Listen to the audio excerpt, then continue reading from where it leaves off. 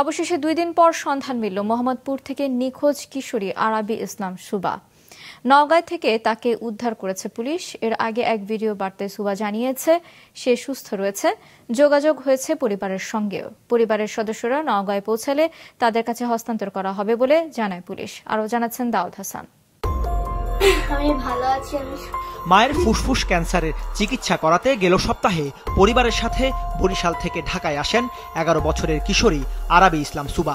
এরপর রোববার সন্ধ্যা 6টার দিকে কৃষি মার্কেট এলাকা থেকে নিখোঁজ হন 6ষ্ঠ শ্রেণীতে পড়ুয়া এই কিশোরী। মুহূর্তেই সামাজিক যোগাযোগ মাধ্যমে ছড়িয়ে যায় তার নিখোঁজ সংবাদ। অনেকেই পোস্ট দিয়ে মেয়েটির খোঁজ চান। ওই এলাকার সিসিটিভি ফুটেজে দেখা যায় দুজন ছেলের সাথে মোহাম্মদপুরের টোকিও স্কোয়ারের শপিং মলের ভেতরে ঢুকছে, যার মধ্যে একজন তার ফুফাতো ভাই আর অন্যজন তার ছেলে বন্ধু মুমিন। পরে সেখান থেকে বেরিয়ে আসেন সুবা সহ 3 জন। এরপর মুমিনের সাথে হাত ধরে ঘুরতে দেখা যায় সুবাকে।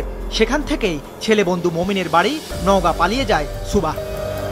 আসুন আমরা অটিজম সম্পর্কে জানি, না বুঝেই ওদেরকে বোঝা না মনে করি। সন্ধান মেলার পর নওগাঁ শহরে মুমিনের বাড়িতে অভিযান চালানো হয়। অভিযানের খবর পেয়ে পাশের বাড়িতে লুকিয়ে ছিল দুজনই। পরে সেখান থেকে পুলিশের সহায়তায় সুবাকে উদ্ধার করে র্যাব। পালিয়ে যায় মোমেন।